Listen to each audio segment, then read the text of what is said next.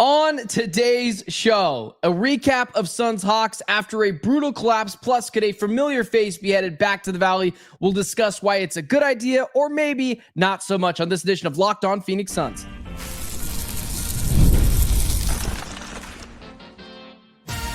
You are Locked On Suns, your daily Phoenix Suns podcast, part of the Locked On Podcast Network, your team every day.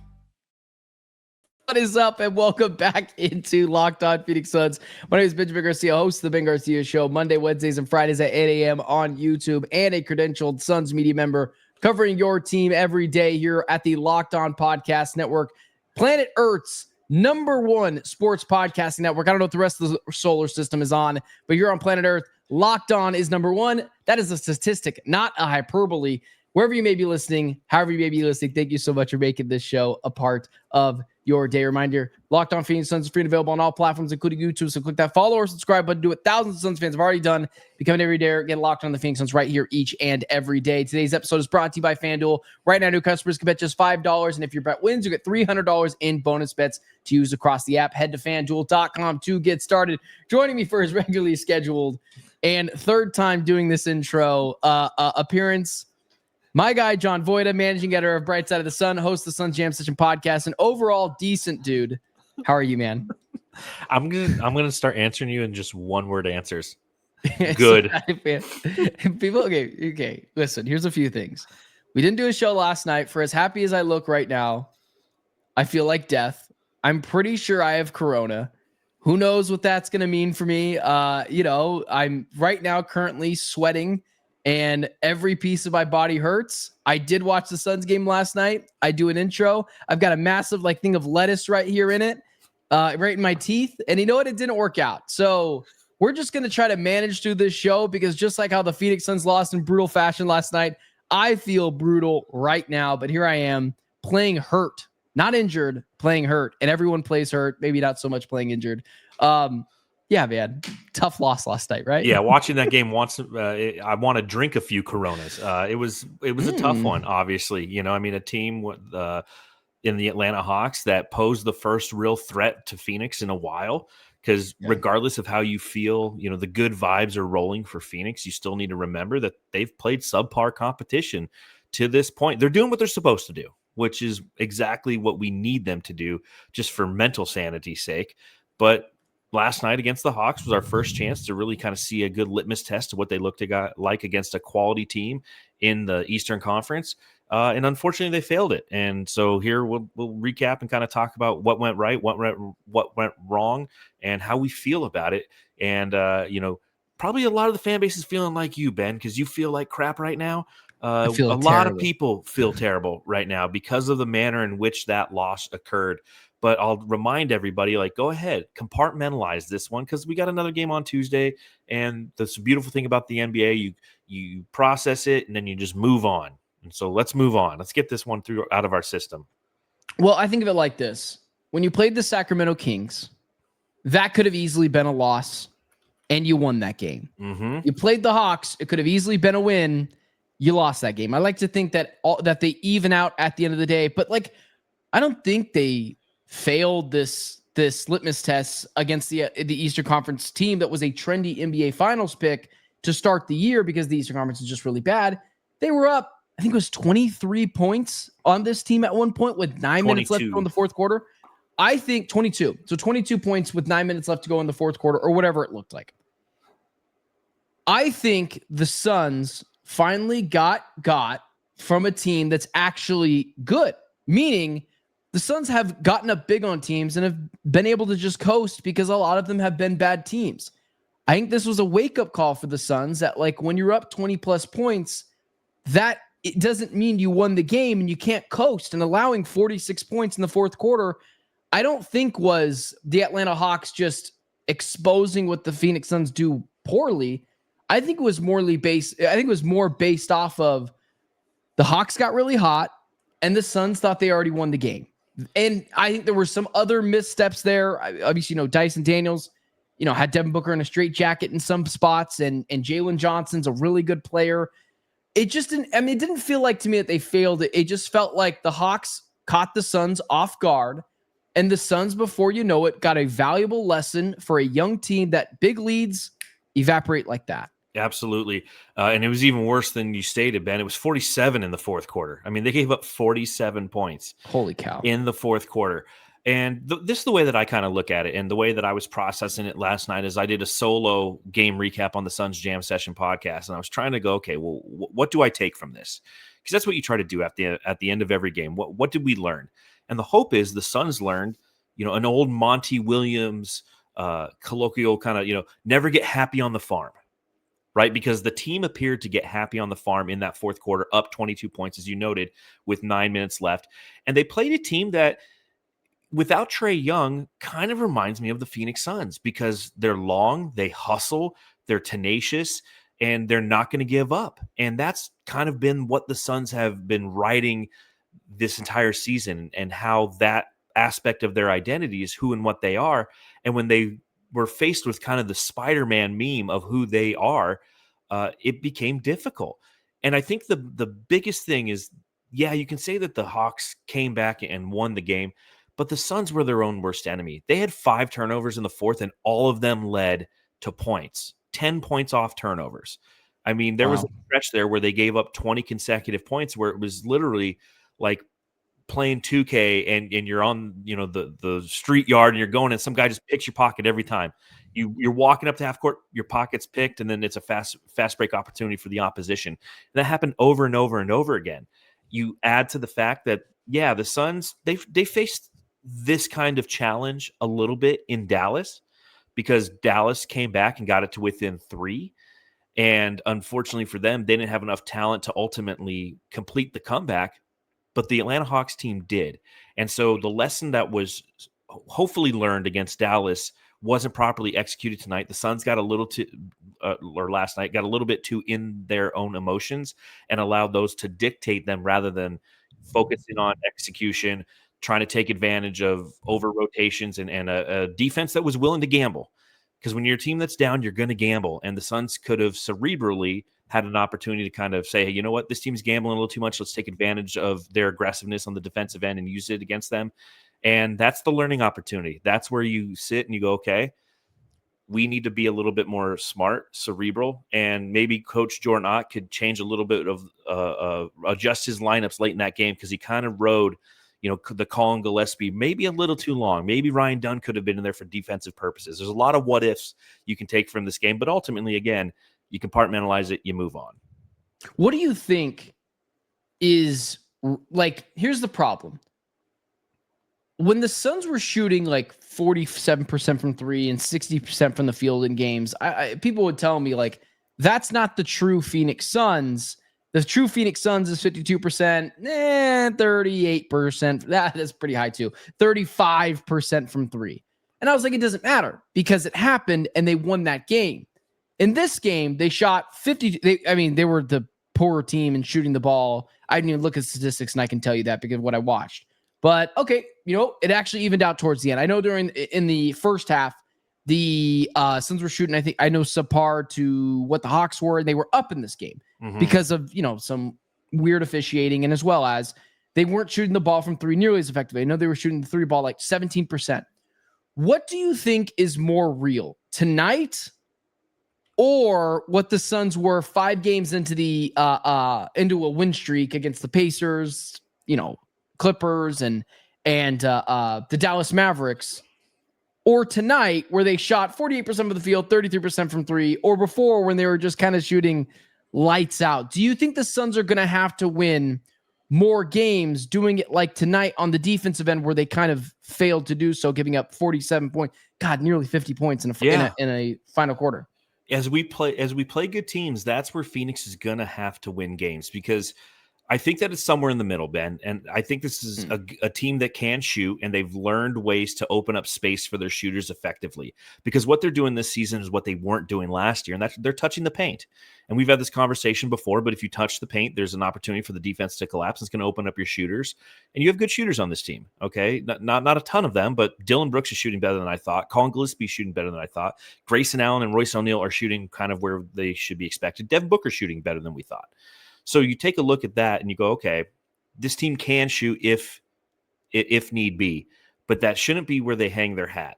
This team is going to have to try to grind it out on defensive possessions against high-quality teams and utilize their smarts. And we saw it against San Antonio. They didn't win that game, and they beat up on San Antonio because a combination of things happened.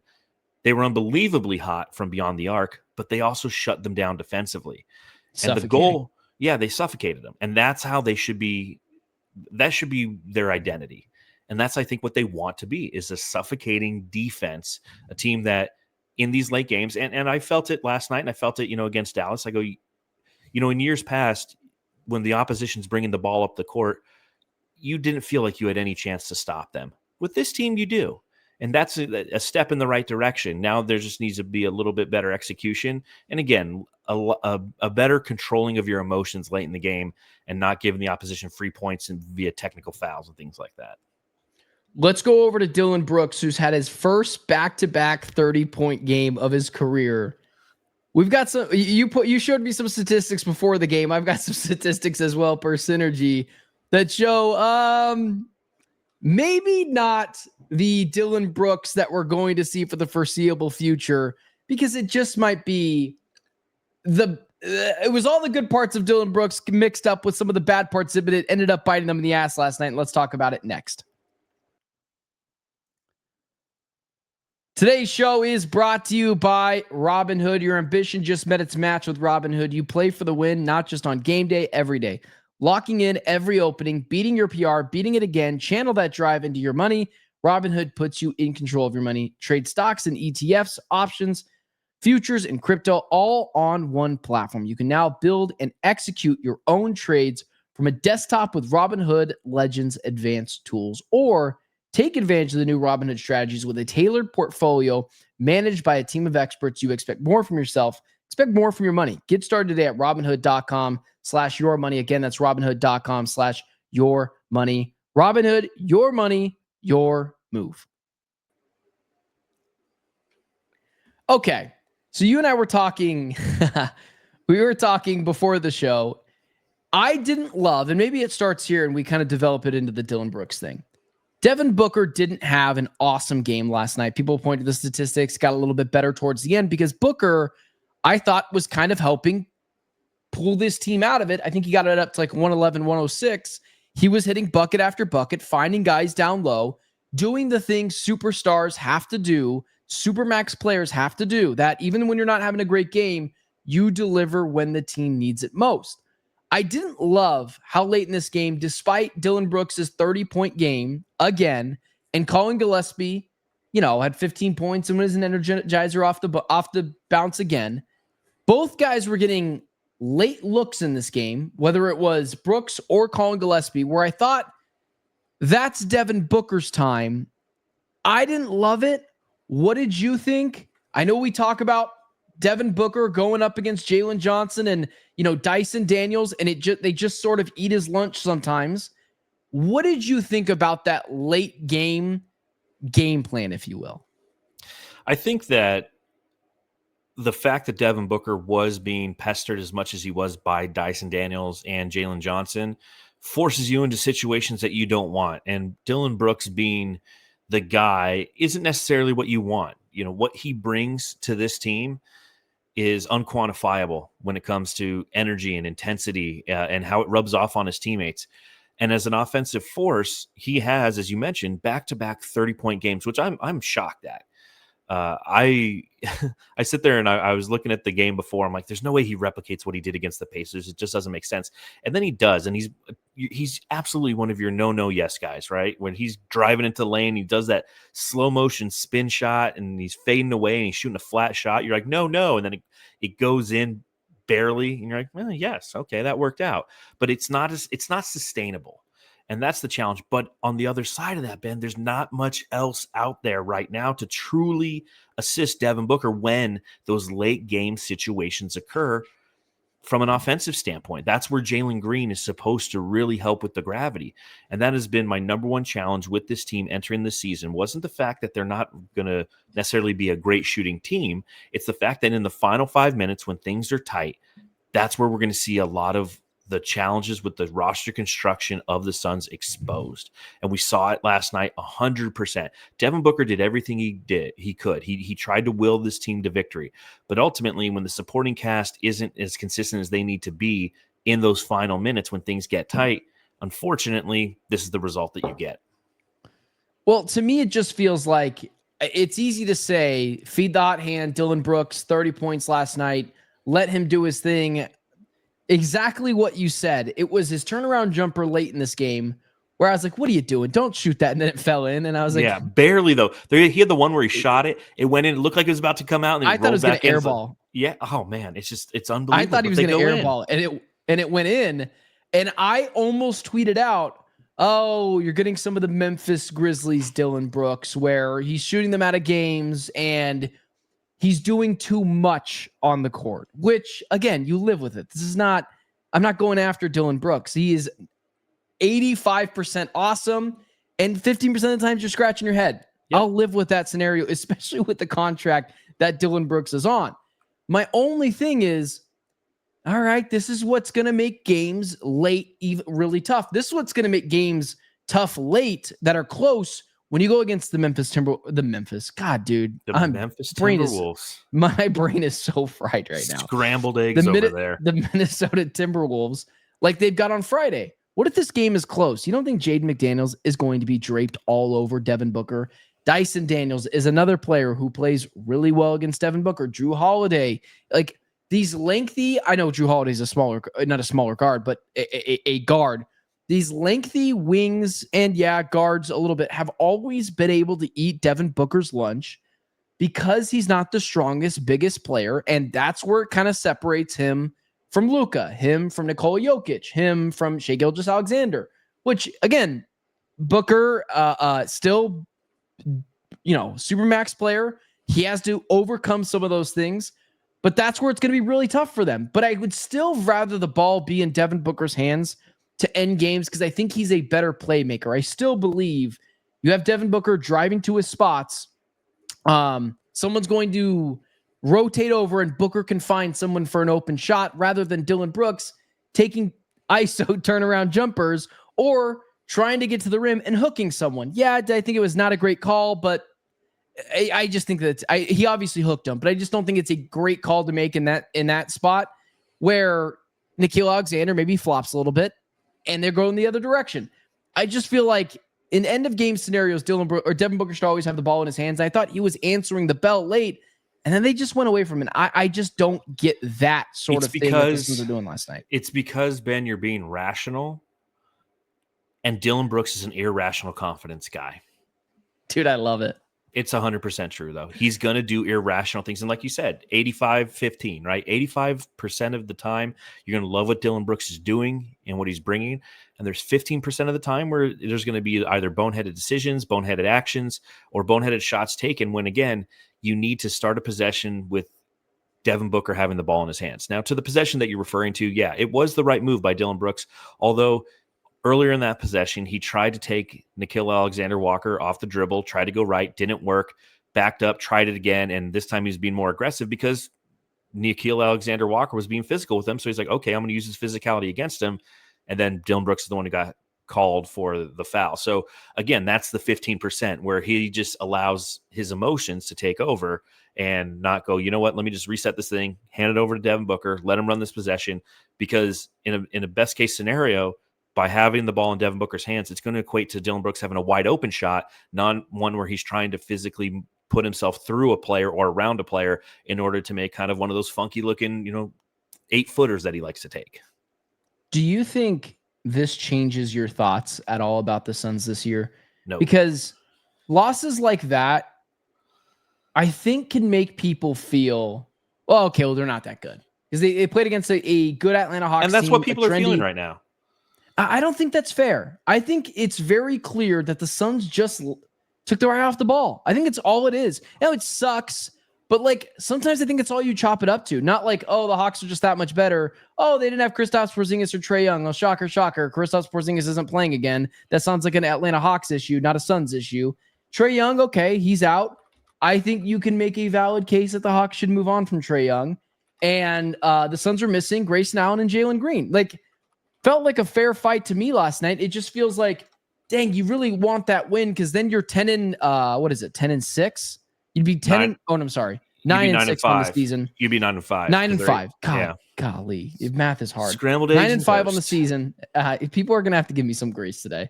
9-5 on the season, and then you've got the Minnesota Timberwolves on Friday, and the Portland Trailblazers coming up tomorrow. Where you say to yourself, well, okay, they win one of those games, you got 10 wins, and then you're going to the stretch against the Timberwolves, the Spurs, the Rockets. And you're like, okay, can you come out of that 500? Meaning not that stretch of games, but this team as a whole out of 500, and then we'll reevaluate then. And I think that would have been perfectly fair. It's just, I got in a, can you get in a dispute with someone over sports? But like on social media a couple weeks ago, I tweeted something out where it was like, maybe some people can, but like the internet is not real life to me. But I mentioned that there was no Kawhi Leonard, there was no James Harden in that first Suns matchup that they won against the Clippers. And I had told people, I was like, yeah, this is a must-win game for the Suns if they truly are a play-in team.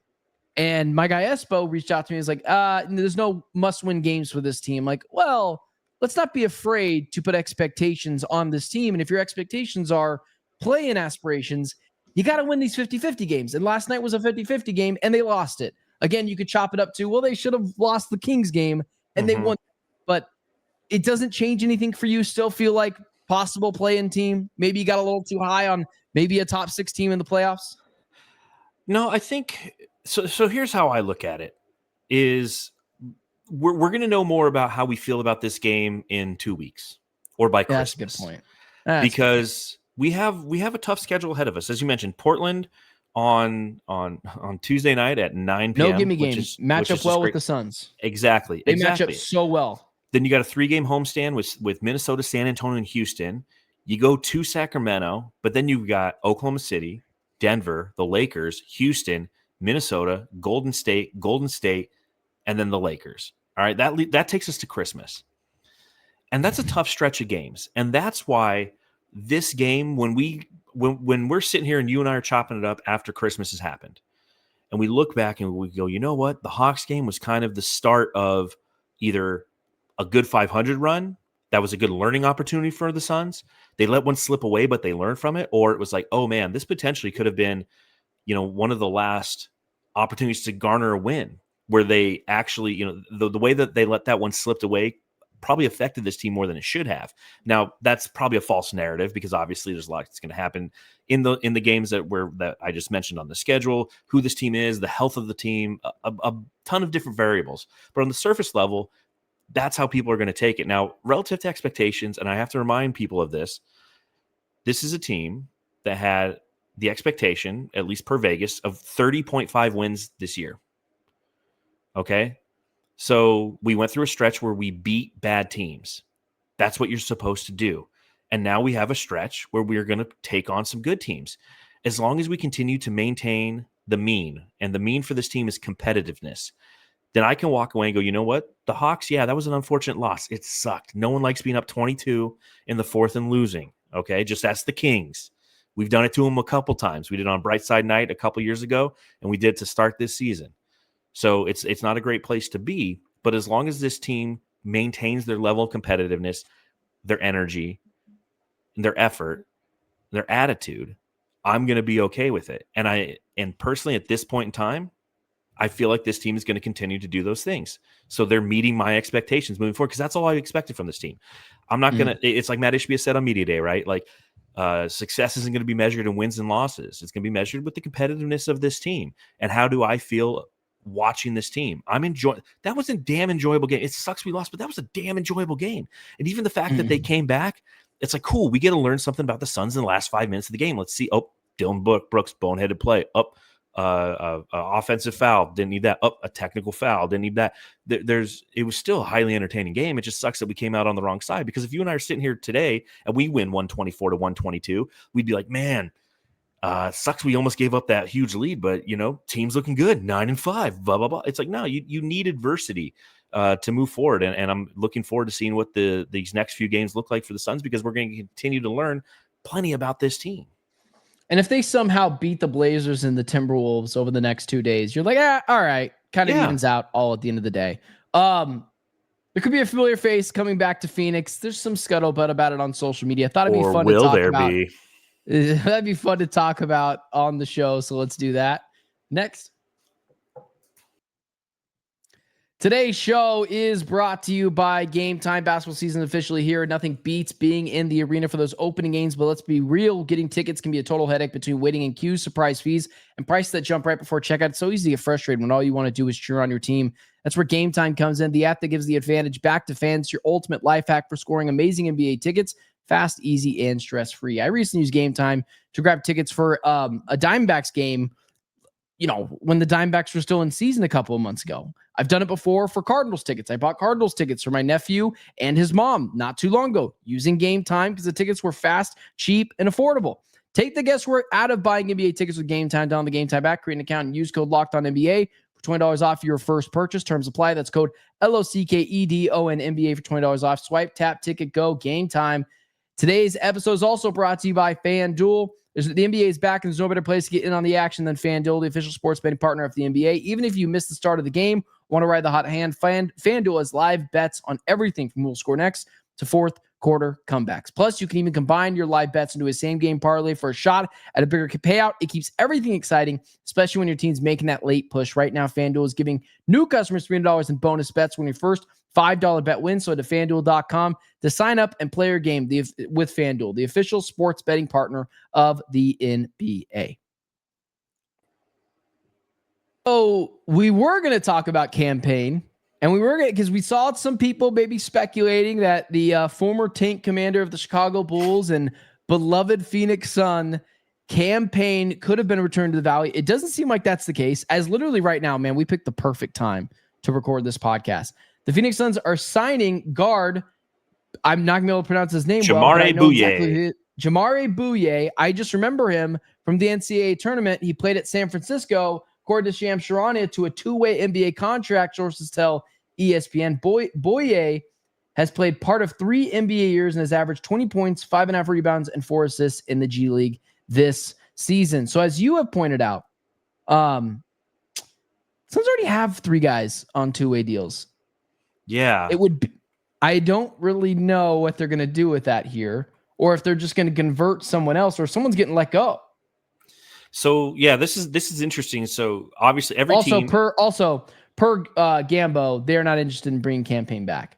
So that's what we get for listening to people for trying to make segments out of people on social media, trying to act like they have sources. This is another edition of, this is also what I wanted to say when I thought the Cam Payne thing was a bunch of nonsense already. Stop listening to people on social media who try to tell you they have sources when they've never been right on a singular thing. I don't need to tell you who those people are. You know exactly who I'm talking about, and I'm not interested in giving those people airtime. And that's why I haven't done so. So stop listening to people who don't have sources try to tell you that they have sources. Anyways, Darth Voita, back over to you. Yeah, it's interesting because if you look at the way that the Suns lineup is currently structured, and all teams in the NBA can have 3 two-way contracted players. It's something that they expanded in the COVID era, and they haven't retracted, and I'm fine with it. Currently contracted to be two-way players for the Phoenix Suns. You have CJ Huntley, Kobe Brea, and Isaiah Livers. And they have now signed Bouyea to a two-way contract. And, fun trivial fact for you, he went to the same college as the great Bill Russell. What college was that? You're on mute. Say it one more time. You cut out there for half a second. So Bouyea went to the same college as the great Bill Russell. University of San Francisco. USF. So I knew that. We're bringing him on as a two-way contracted player. So that tells me one of two things will happen. Either Isaiah Livers is going to be signed and fill that final spot that we have on our roster, or the Suns might potentially let go CJ Huntley, which I don't know if they would do that. CJ Huntley's looked pretty good in his 3 games down at the G League for the Valley Suns. So it's, people will probably know more information by the time they listen to this podcast about what the actual transactional repercussions are for this trade. But it's bringing in another point guard, another guy who can score, obviously, one of the small 6'2" combo guards. But excited to see what he brings, we literally decided to record this at the perfect time because I didn't really feel like talking about a Cam Payne return because one, I didn't believe it would happen. And two, I'm just not a huge fan of retreads, man. Like loved Cam Payne, loved who he was here. The only retread that I like is Jordan Goodwin. It also, the person that jumped on the Jordan Goodwin train long before anyone else right here. But guy doesn't even know what he's talking about. All right. With that being said, the Cam Payne thing, like I'm just going to use the very easy, example of like getting back together with your ex-girlfriend rarely works. You always remember the good times. You never remember the bad times. Yep. And there's a reason why they moved on from Cam Payne. Loved Cam Payne when he was here. Integral part of that 2021-2022 Suns team. But also it made no sense. Like they already have Cam Payne here. His name's Colin Gillespie and he's better. So why would they need Cam Payne here? They would be asking for a lesser version of Colin Gillespie. It never made any sense. I'm going to be honest with you. I don't really think the Bouyea thing makes a ton of sense either, but like it's a two-way player. What do I care? The problem with Cam Payne is I would hate to have he's not a superstar, but like a superstar role player that when he was here was that, and people fell in love with him, and they're begging for Cam Payne minutes. No one's going to beg for Bouyea minutes or Bouyea minutes. No one's going to do that. And so I'm like, perfect. It's like in the NFL. Cam Newton can't be a backup quarterback in the NFL because everyone's going to beg for him on the bench. Shedeur Sanders can't be a backup quarterback because people are going to cheer when he's in when Dylan Gabriel's concussed. You don't want those problems. What you want is someone that only people like myself know who are watching him in the NCAA tournament. You're like, oh yeah, sure. That's kind of fun. And maybe he'll come in late in games, probably going to play a lot in the G League, but like, this is probably what I would expect. I would be curious if they're just going to go ahead and sign Isaiah Livers. Because I don't think he's been that good, but whatever. I mean, you could cut the guy after. It doesn't really matter. I feel like that's probably the move they're going to take. You know, Isaiah Livers hasn't been great, but he's been a quality role player for this team. He probably fits right in with kind of, again, the identity that they're trying to build. And you build that identity from the back of the bench up, knowing that he's not going to be a high impact player, but he probably has the right personality, the right hustle, the right grit, the right connectivity with his teammates. So why not just, kind of reward him for what he's done this far? He had 2 big threes in the game last night against the Hawks. I mean, it was at a point in the game where the Suns had an opportunity to kind of take a lead, which they ultimately did. And that's how they built that 22-point lead. It was Livers who hit those 2 big shots. So I assume that's what's going to happen is they're going to sign Livers to that 15th roster spot, and that makes way for Bouyea. You know what? I disagree with you. Okay. I think it's going to be CJ Huntley. I think they're just going to get rid of him. Yeah, I think they're just going to get rid of CJ Huntley. They've got enough there. What is he adding to? I thought he was terrible in the summer league. I didn't think he was great in the preseason either. I thought he was terrible in the summer league. Didn't think he was great in the preseason either. Again, this is like... This is the only kind of an analysis you get from podcasts like these, Suns Jam Session, Locked On Suns, where like only people like us care about the 16th player on the Suns. Like this is like 18th. Exactly. Like this is why it's at the end of the show, because statistically most people have dropped off by now. But it's like it literally makes no implications on the Suns season. It would have been interesting if it was Cam Payne, but also kind of worse if it was Cam Payne. Worse for us. I think it's CJ. Yeah, exactly. I think it's CJ Huntley. I don't think has done that much. I haven't, I watched the Valley Suns game on Friday night when Kaman Malawach and Rasheer Fleming were down there. They were playing the Rip City remix. CJ Did Huntley you pay for that, or did you go as media? No, I watched. I have a Roku TV, and it's on like the Roku Sports channel. Oh, I thought you were watching it. I did watch it. Sorry, I thought you were watching it. Remember, brain fried. I thought you were watching it at the arena. Oh, no. I watched it on TV from home while I was like opening packs of Topps cards to get like Come On Malawach rookies. Right You're there, a psychopath. I am. I'm someone who's in his 40s who loved collecting cards when I was young. And now I can afford again to buy them again. So that's what I'm going to do. But CJ Huntley looked better than Come On Malawach in that game, in all honesty. He looked like he knew his role a lot better. Come On Malawach was kind of all over the place, trying to do too much, whereas CJ Huntley was just there doing what he needed to do, and he was highly effective. So it'll be interesting again to see who gets cut. I'm not seeing any notifications. Right now. I'm monitoring it because I'm like that. Well, that's why like both of us are like kind of trying to pay attention to the other, but waiting for the next thing to pop. Yeah, but again, this is for the. Well, I retweeted Sham's tweet and I was like, okay, but the Suns already have 3 two-way players. What am I missing? And like Gambo just retweeted it, so it's like he doesn't know yet. So if he doesn't exactly. know, I'm waiting for Gambo to tell us what's going on. But I wonder if Gambo's like, we'll just wait for someone else to take this one. Yeah, probably. It's the 18th guy on the roster. All I know is they're not interested in bringing back Cam Payne, which is probably the right move. With that being said, John Voita, I know there's a lot of stuff going over at Bright Side of the Sun, and there's got to be a reason for why you come on here because I'm not going to pay you. I know there's some pretty cool stuff going Suns. I know there's some pretty cool stuff going over at Bright Side of the Sun. I think it's actually one of the cooler things that the Suns do and have really wrapped their arms around. Why don't you go ahead and plug that on here so people can help support in any way they can? I will, and I will say that Gambo just responded to that tweet. He said, "I would expect that they cut CJ Huntley, but they do like maybe there is a way to keep him on the Valley Suns team." So there you go, Ben. Right, so I was wrong. So you're wrong. Right. He's still on the team. He's just not being paid as a two-way. But so one of the things that Ben was right again. Just a total guess. One of the things that we've been doing at Bright Side of the Sun, and this is our 10th year doing it. It's Bright Side Night, and we now call it Dave King's Bright Side Night because he was the former managing editor of Bright Side of the Sun, and something that he started a decade ago. And what essentially it's an opportunity for the community to donate tickets that will send underprivileged kids to go see a Phoenix Suns game. So Brightside Night, Dave King's Brightside Night, will be occurring on Tuesday, January 7th against the Brooklyn Nets this season. And until then, it's an opportunity. If you simply go to suns.com/brightside, if you visit that, you can donate tickets to send an underprivileged kid to go see the game. You know, you think back to your first game, you think of the memories. This is an opportunity to send somebody who might not have a chance to do it. Now, there's varying levels. You know, the more that you donate, you can get upper level tickets, lower level tickets. We do have an exclusive pregame Q&A session with a Suns front office executive for people who donate a little bit more. In the past, I interviewed Rex Chapman a couple years ago. We've done James Jones in the past, Ryan McDonough, going all the way back to those days. So it's a great opportunity for a cause. You know, 'tis the season to be giving. And the way that I look at it is like, if you're somebody who smashes Starbucks, which is, in my opinion, way overpriced coffee, but you do you, boo. But if you're smashing that every week, take a week off from doing it and just donate to Brightside Night and send a kid to go see a game. It's a memory, and it's a way to fortify this fan base from the youth up. Share the gift of misery in rooting for the Phoenix Suns with somebody who's a little bit younger than you. It's my elevator speech.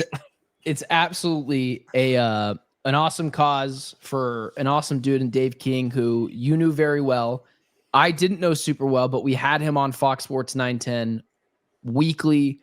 One of the nicest dudes I had ever talked to, tragically passed away, and they are continuing this in his honor. So please donate to this and help send someone who may be less fortunate than us or anyone out there to a Phoenix Suns game, and give them the gift of that. I can already see it right now. Give them the gift of a core memory. I think it's awesome. 100%. So with that being said, don't forget to like, share, subscribe to the show. Follow us both on all social media platforms at Darth Voida, at Ben Garcia Show.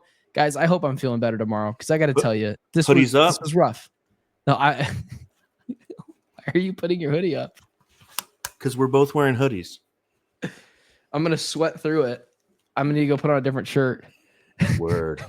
From Voida to myself, Benjamin. Appreciate everyone tuning in, guys. I'm sorry. I hope I feel better tomorrow. And if I don't, maybe it'll just be another crazy edition of Locked On Phoenix Suns. Feel better, Benjamin. You just look like Darth Vader, so Darth Voida is even funnier.